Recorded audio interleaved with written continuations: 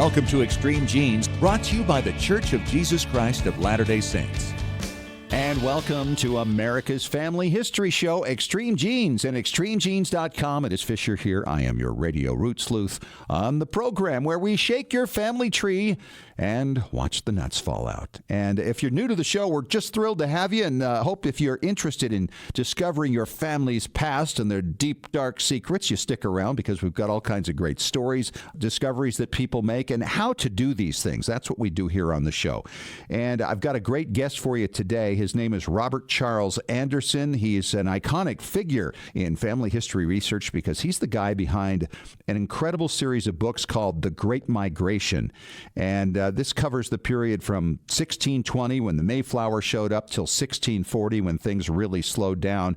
And he's going to be talking about that with me coming up in a little bit. And his new book out called Puritan Pedigrees, The Deep Roots of the Great Migration to New England. So this will kind of give you the whys of why your ancestors came to North America back then. Hey, congratulations to my good friend Nathan Dillon Goodwin from England. He's written another great book. And if you're not familiar with him, he writes novels that are mysteries based on genealogical research. They're very clever. They're a lot of fun.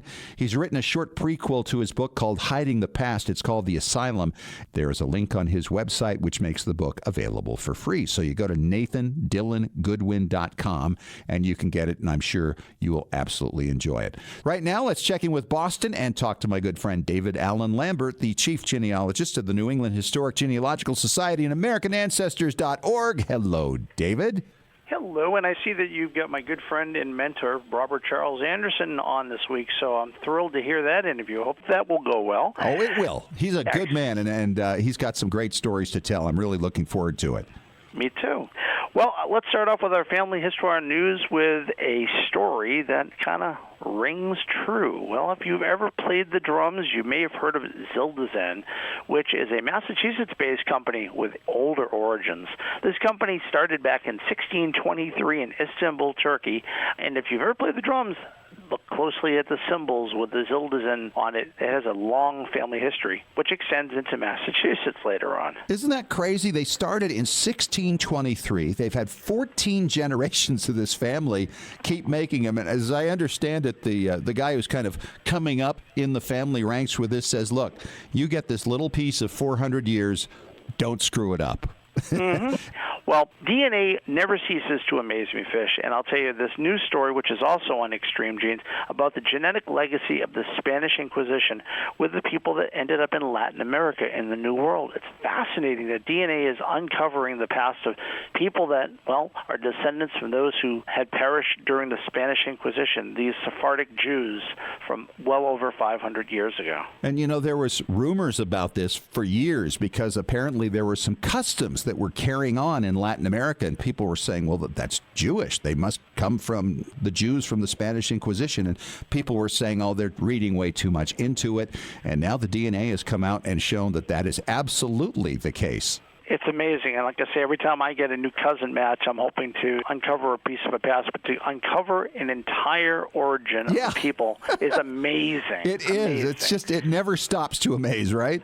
Well, you know, and even without DNA, people are finding amazing things, like our gentleman, Gabriel Walensky, who's from Ottawa, Canada, who discovered, while doing a genealogy on his family after a family reunion, that there was a website that had information on his family being deported to a death camp out near Belarus in 1942, and he's been able to research his family. More and more of these type of databases, the Nazis kept extensive records, and for Jewish Americans, or in this case Jewish Canadians, or anybody who had family that was lost or survived the Holocaust, they were able to find these online databases to be useful. And this one is bundearchive.de, so bundearchiv.de, and of course you can find this on Extreme Genes under News. Isn't that amazing? And you know, they actually found the train schedules for these people, and they know what train they went on, when it left, from where, and they can tie all this story together, so they know the tragic story of their family members that they lost in the Holocaust. Unbelievable. It really is. I'll tell you, I'm on eBay all the time, as well as you, Fish, and I can tell you that this lady in Ireland spending $1,000 found quite a prize. How about a photo album that had members of Jane Austen's family and also people that were characters in her book? She bought this album of 1860s era photography, and it's probably worth 100 times what she paid for it. It could be. And it's her hobby to find these old photo albums and then research the people that are in them. And you can imagine her shock at the plethora of family photographs of people tied to Jane Austen. Crazy. Unbelievable. Well, this week's Blogger Spotlight shines on Michael Lee Stills, who has a blog at missingroots.com. He talks a lot about WikiTrees, but he also talks about and is actively involved with 52 Ancestors in 52 Weeks Challenge.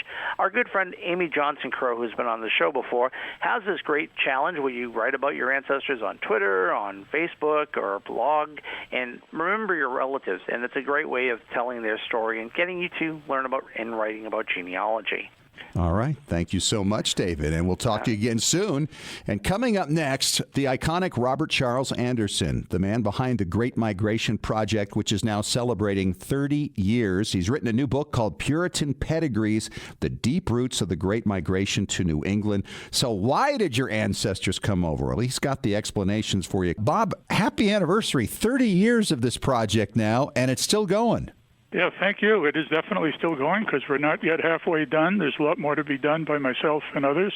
It's been a great ride and a lot longer than I expected. And what a great service you have done to so many Americans who have New England ancestry, no matter where they live. And there's 10 volumes of the original books, which go from what? They cover like 1620 to 1635. That's correct. And for those who are not familiar with the Great Migration Project, explain exactly how this is set up. Okay, so first of all, define the Great Migration. The Great Migration is the immigration to New England, mostly from Old England, from 1620, which of course is the arrival of the Mayflower, until 1640, when that migration slowed down. There was a slow period from 1620 to 1630, and then it built up faster and faster as conditions changed in England. And so that 1620 to 1635, which is 15 of the 20 years, is less than half of the total number of immigrants. Wow. So it was really meant as a finding aid and reference. I got frustrated in my early days as a professional genealogist by the amount of time I had to spend to find what other people had already done, what was published, what other people had done, before I could even start doing new research. And so I wanted to build a reference work that would tell you what the state of research was on each of those about 5,700 immigrant families from England in those 20 years. Wow. So the 10 volumes you spoke of, covering those 15 years, cover just short of 50% of those 5,700 families. And I know as a New England descendant myself, actually as a New England native, and when I first got into genealogy and researching my family, these books were invaluable to me, and I know they are to so many other people. But you never anticipated 30 years of this, did you, Bob? Not at all. I thought I would just spend a few years, 3, 4, 5 years, digging through the journals and the books and making lists and making little outlines, and it just grew and grew and grew, and I think to the better. And as you say, yes, I'm always pleased when people say that they've found them useful. So I've made it almost halfway to my goal, and we're looking forward to the whole project being done sometime in the distant future. Right. And I know the last time we spoke, you were talking about somebody to work with you on this project to move it forward because, age catches up to all of us at some point, although you sound fantastic. We still need you to keep going because there's 55% of the names still to be had between 1636 and 1640. That's right. Well, I've still got some energy, and I'm still enjoying it, so I'm going to keep at it. You work on the treadmill a little bit, and well, I kind of sit down a lot. Well, I'm grateful, though, that you don't spend a lot of time shaving because you've got the best beard in the business at this point. Thank you. And that's really good. And so these volumes of books, they're available all over the country. And, of course, through the New England Historic Genealogical Society, NEHGS, and their library has them all. What I like about this, Bob, first of all, I know it's kept you occupied the last few years. Right. And you explain basically why these people came over. And there were really different reasons throughout those 20 years, right? I mean, it almost changed constantly because by 1640 it was pretty much over. And there were reasons for that as well. That's right. Well, there's one general broad motivation with additional factors, but the precise application of that motivation changed, and that's very broad in general. It was religiously motivated, in my estimation, with some economic factors shifting that motivation. But the pressure in England that led people to leave England to go to New England changed dramatically over those 20 years, from the latter years of the reign of King James through the first 15 years of the reign of King Charles, and the changing nature of the Church of England and the people who ran that and became the stronger enemies of the Puritans. So it was a shifting anti-Puritan pressure coming from the Church of England and from the king that pushed people out. Yeah, and it wasn't just the religious folks either, though, right? I mean, you've got the ordinary laymen who are part of this as well, because some of them needed jobs. Other than the fishermen, I don't see that. You have a population in that early New England that were not strictly non-Puritan, that did not come for religious reasons, but I think that was no more than 10 or 15% of the total. Really? And they were pretty much limited to some coastal fishing communities, such as Marblehead in Massachusetts, and then working on up what's now the New Hampshire and Maine coast. Mm-hmm. And they were a different population than the Puritans, but they were a clear minority. And the other 85% or whatever it is, and I include both in my books. I don't discriminate. Whatever their reason for coming, they're in my books if they landed in New England. But my fascination has become with not just the motivation, and this is what the Puritan Pedigrees book is all about, but the network of these people that built over the years that led to their migration. It wasn't just that all of a sudden in 1632 they popped from being Church of England to being Puritan and came over. It was a process that had built up for decades. What does that mean, an intellectual network? It's not strictly a genealogical network, but it is still a strong connections between people. The most obvious example is in the universities, when you would have men who were converted from Orthodox Church of England to a more radical reformist position, which is what the Puritans were, by their tutor at college, at university. And then that might be passed down from generations. You can build pedigrees of tutors converting students, and the students turn into tutors who convert students in other generations. So it grows. It grows. Yeah. Over time. And so it's not just that all of a sudden conditions changed in England and a whole bunch of people changed their mind all at once and jumped on ships. It's a deep process that took decades to build up. Really? So you're talking about going back into the 1500s quite a ways. Absolutely. I go back a full century from the time of the Great Migration to the beginning of the English Reformation under Henry VIII. Wow. And all over England and parts of Wales. Right. Did they communicate with each other? Was it well organized centrally? Well, not centrally organized. It was a diffuse network. And again, it was based to a great extent on the ministers, but also on well-educated laymen, many of them merchants, people who were prominent in their communities and had occasion to travel. And so they might be a merchant in a mercantile town in the hinterlands, but they might be elected to Parliament and would end up in London and could network with both ministers and other laymen that way. And the ministers moved around all over the country. They were professionals who sought work where they could find it. And so the network, there are enemies of the Puritans who state quite explicitly that these people all seem to know each other and they all seem to know what each other are doing in other parts of the country. So there definitely was an underground network at work for decades and decades. And sometimes it would bubble to the surface, and sometimes it would stay below the surface. And it's those times when it stayed below the surface, obviously, that it's difficult to trace it through. There's a period from the end of the reign of Queen Elizabeth to the end of the reign of King James when they were pretty much underground, and you just find little snippets, but if you work hard at it, you can trace these people over the 20 years or so of that. Well, it was quite a dangerous position, wasn't it, to be contrary to the Church of England in many of those times? It was. It didn't, well, under Queen Mary, of course, when she tried to reverse the Reformation and take it back to Catholicism, hundreds of people were burnt at the stake. And that continued to a certain extent under Queen Elizabeth, even though she was a Protestant, certainly not a Puritan, but a Protestant. She returned to the Church of England and broke the ties with Rome again. But she continued to put people to the stake, only the most prominent people, the most outrageous of those who offended against her sensibilities. But she burnt her own Archbishop of Canterbury at one point in 1556. So, wow. Yeah. What a terrible way to go. You know, but when we think about our ancestors, I think it's generally we like to think back the last few generations, 3 or 4 and all this. But boy, when you get back to this, and there's so many of them out there, to realize that, any one of them is different. We're different people, right? And these are the experiences that they went through. One of the most famous cases, of course, is John Lathrop, who was imprisoned and then was released briefly and took that opportunity to come to America as they were basically on his tail to put him back in prison. So it was just an ongoing situation for so many of these people. Right.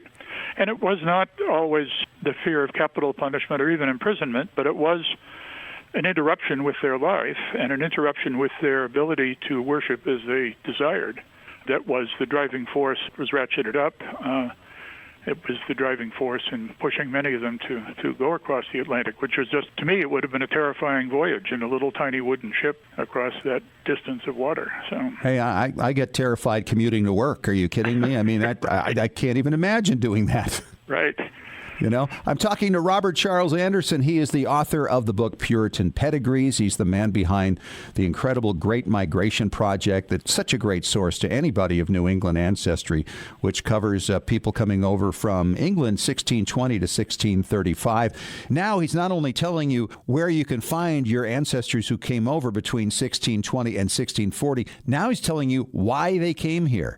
And Bob, I only got the book like 2 days ago, so I really haven't had the chance to delve deeply into it. First of all, I can tell you it smells really good.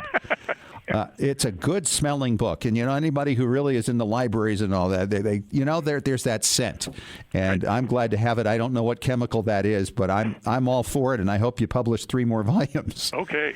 But let's talk about some of the people. I mean, I was looking through the index here, and I was seeing several of my wife's ancestors mentioned in there, Batchelor and Hussey, and some of these well-known early New England family names, and you kind of get deep in the weeds on these, and I guess some of them have to do with your own family. And my question for you is, first of all, where in the world have you had any time to research your own family for 30 years now? Well, I really haven't. I have these nice charts, and I have a little list of dead ends that I wanted to research, and I just really haven't had time to do much on them, except on those occasions when my ancestors happen to be the people that I have to write about for my books. Right. And that happens in one of the chapters in this book, the chapter on Thomas Norton and Walter Norton. The premise of the book is that the people who came over in the Great Migration in the 1620s to 1640s didn't just decide at the last minute to become Puritans and hop on the boat, that this great nationwide network of Puritans had been building since the beginning of the Reformation in the 1530s. Okay. And the story I'm trying to tell is specifically how the people who came on the Great Migration, even if they didn't experience some of the events of the Reformation decades earlier, they would have had the opportunity to hear about those events from a grandfather or a great uncle or something of that sort. In other words, the network was building for the whole 100 years of the Reformation. And so a man, say, born in maybe 1610, who comes on a ship in 1635, would have an opportunity to hear from maybe his grandfather, who had been involved as a minister from the beginning of the reign of Queen Elizabeth. Wow. The 1550s. So it wasn't just that they were hearing vague stories that they were reading in books about the Puritans. They had stories right in their family about it. And so the one that relates to me specifically is this Thomas Norton, who was a young man under the reign of Henry VIII, just getting out of college. And then when Queen Mary came to the throne and tried to reverse the Reformation, he was a tutor to a family that was a Puritan, but a noble family that could resist Queen Mary, could survive through her persecutions. And then when Queen Elizabeth came to the throne in 1558, through his connections, Thomas Norton got a job as a secretary to the Privy Council, that is, to the ministers who were closest to Queen Elizabeth. And so in that role, he became a member of Parliament. And so for 20 years, 1560s and 70s, he was a leading member of Parliament who brought bills to the floor, who argued bills for his ministers and that sort of thing. So he became known as the Parliament man. But also in his spare time, he wrote a play. And it was the first play in blank verse in England. So it was, in a sense, an ancestor to Marlowe and Shakespeare and Wow. and so on. And the impetus for that play in about 1560 was that when Queen Elizabeth came to the throne, everyone was concerned that she should marry and produce an heir. And so at the time, he was a young man in law school, essentially, in the so-called Inns of Court. And he and a colleague of his put together this play, but it was about the king producing an heir. And it was a kind of a left-handed way of saying to Queen Elizabeth, you'd better marry and produce a male heir. And he also earned the title of Rack Master General. Of what? Rack Master General. That is, he interrogated these Catholics and sometimes ordered them to the rack. So that's not something The I'm terribly Rack proud of. Master General. I've Rack never Master heard that. General. Yeah, he was the only one who ever held the title. That's not usually on occupation lists in the genealogy space. No, it isn't. And so I'm not necessarily proud of that aspect of him, but he was a very important man in that period. And he had about 15 children, and one of his younger ones was a Walter Norton, who got involved in the army and fought in the Low Countries during the various wars, the religious wars on the continent. But he was a cousin to one of the leading ministers who came to New England, so they came together to Charlestown in 1630 with his cousin Increase Noel. And Increase Noel was the founder of the town, and he brought Walter Norton over, I believe, as a military man to help in the defense of the colony, just as the Pilgrims brought Miles Standish. Miles Standish, right, yeah. Right. So he was the Miles Standish of Charlestown, Massachusetts, if you will. But then he, unfortunately, tried to found the town of York, Maine, but he got involved in some coastal trading, ended up down in the Connecticut shore, and he and his crew got killed by the Pequot Indians, which was one of the distal causes of the Pequot War. And fortunately for me, he left behind a daughter who married and had descendants and so on. So that's a case where I've spent a lot of time for this book researching not just the genealogy, but the biography of that ancestor of mine. And that's yours in particular. Isn't that the joy of writing your own book? You could put in anything you want. That's right. But there are a lot of other ancestors of other people in here as well that you've done some work on. How many overall would you say that you've written a bio on? Specifically a bio on a couple of dozen, maybe. We know that the ministers came over for religious reasons, but I've tried to dig out information on the laymen and laywomen as well, who were not university trained, were not ministers, but still the migration for them was still a religious migration. And an example of that is a man named Isaac Heath, who came to Roxbury, Massachusetts. And he lived in the village of Ware in Hertfordshire, just north of London. And he got mixed up with a minister called Charles Chauncey, who came some years later after Isaac Heath did. But one of the most pleasant bits of research I did for this book was to dig into the so-called state papers, the official records of the king and his ministers. I finally hired a researcher in Kew Gardens in the official records. Wow. Essentially, the royal ministers brought in Charles Chauncey and asked him a whole series of questions. And in one of the questions, he said, yes, that my church warden, Isaac Heath, was one who assisted me and so on in these Puritan activities and so on. And so it wasn't just that Charles Chauncey, as a minister, university-educated minister, knew his theology inside and out.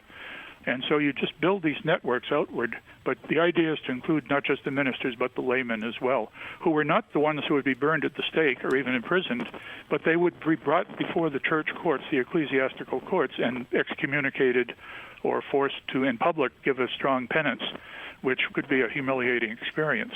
Sure. And so it was that process amongst the laymen that drove the vast majority of the migration. He's Robert Charles Anderson. He is the writer of Puritan Pedigrees, The Deep Roots of the Great Migration to New England. If you're a Boston listener, you can meet him on Saturday, January 26th at 3:30 at the New England Historic Genealogical Society on Newbury Street. And you've got English tours also coming up here, Bob.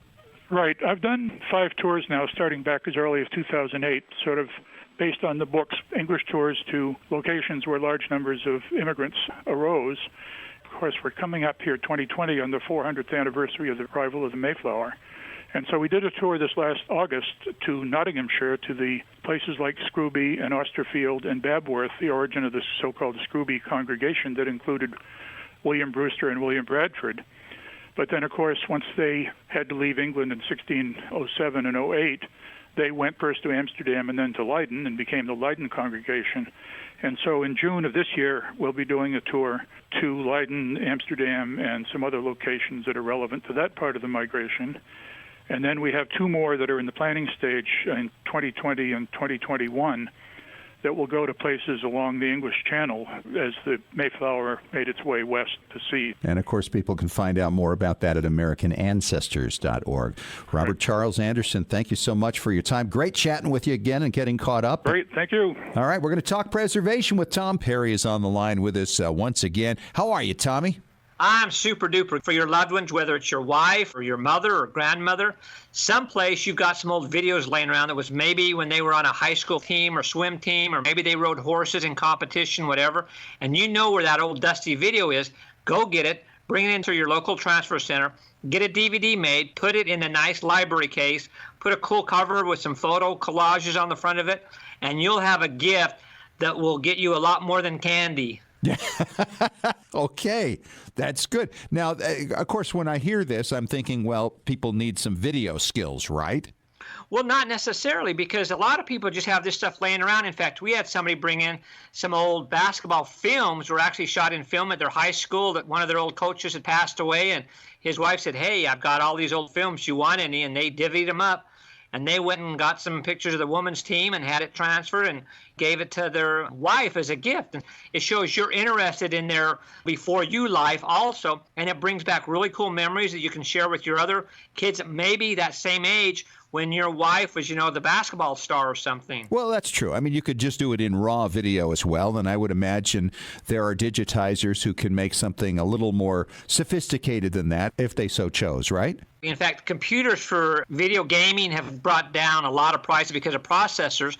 But when you take that technology and move it into preservation, it is seamless and it's awesome. So you can get a real good computer that you can use for editing for like under $1,000, and you can take this video that somebody digitizes for you, put it in there, and in 30 minutes, maybe an hour, one night after she's gone to bed, go through and edit it, put some cool titles on it.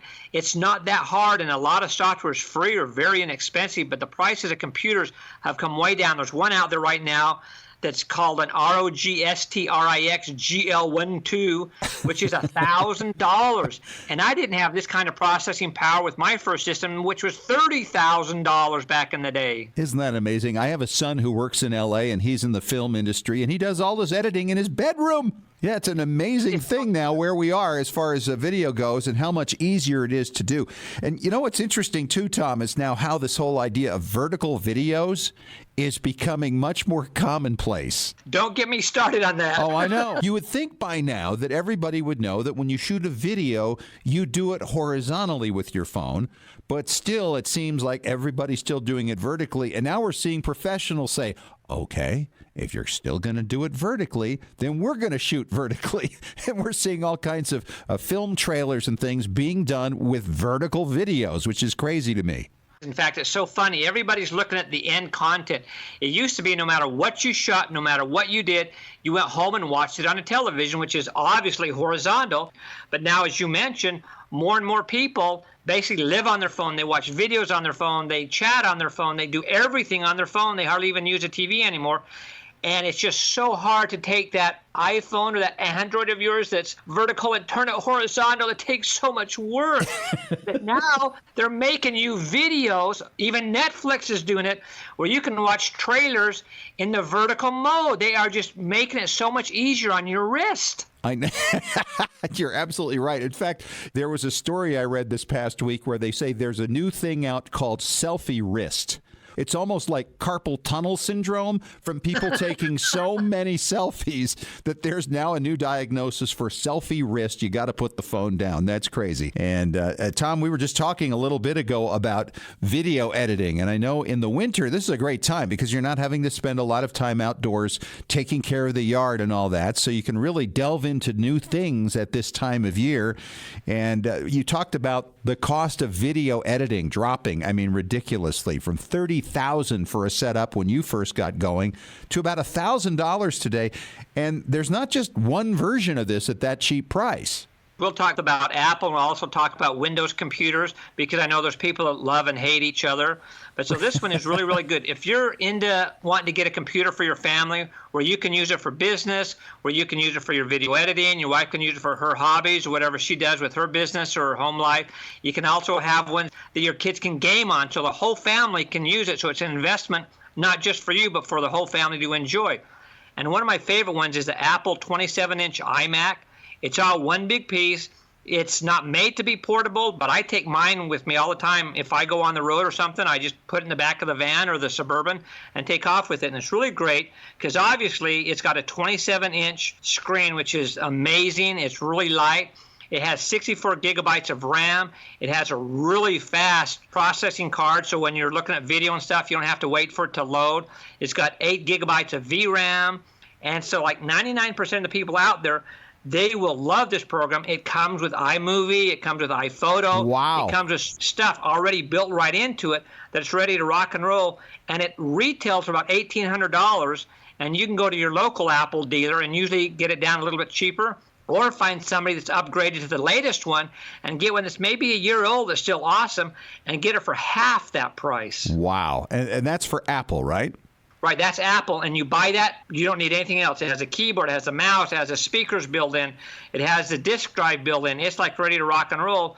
But in the future, if you want to do more and expand, it does allow you to do that also. So if you're an Apple person, this is the way to go. And then when you want to get iPhoto and add these other things, it's free because it's built right in. You don't have to worry about buying them. Perfect. Who would have thought of that? Okay. Then if you're a Windows person, how would you do this? Okay, the best one I would get into, which we kind of mentioned a little bit, it's the best workstation for editors, and it has incredible graphics cards for gaming. Your kids are going to love it, not worry about ping time. It's made by Asus, which is ASUS, and it's called the ROG Strix, STRIX GL12. And it's amazing. It has an 8-core processor. It has the Intel Core 19 card in it, so it's really, really fast. It has 11 gigabytes of VRAM. And this one, like I mentioned, is only $1,000. And it is great for gamers. And it looks really cool. It's got this transparent side on it, so you can see all these LEDs flashing and lights coming on. And it's kind of a piece of art inside your house, too. It's really, really cool. I have seen those. They are absolutely amazing. And I should mention, as you go through all these technical things, Tom, that when the podcast version of this show comes out about a week after the radio broadcast, you can go to the transcript, and all the information that Tom is sharing right there is available for you. So if you want to look into these, it's really easy to get it done. Oh, it is. It makes it really nice. I have people call me all the time and say, thank you so much for the transcripts. I could go back and read what you were saying. And another thing I suggest people do when you're ready to buy, or if you're just kind of curious, go to videomaker.com. They have all kinds of cool stuff from the very beginners all the way to the seasoned professionals. It's a great magazine to subscribe to, and their website's totally free. All right, Tom. Always great to talk to you, and we'll chat at you again next week. My pleasure. Hey, we are out of here, and thanks so much for joining us again this week. Hope you have some amazing discoveries in your own family history research this coming week.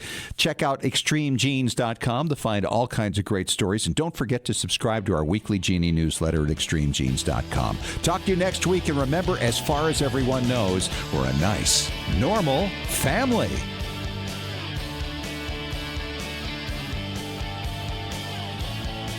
This has been Extreme Genes. Share your family story by going to FamilySearch.org.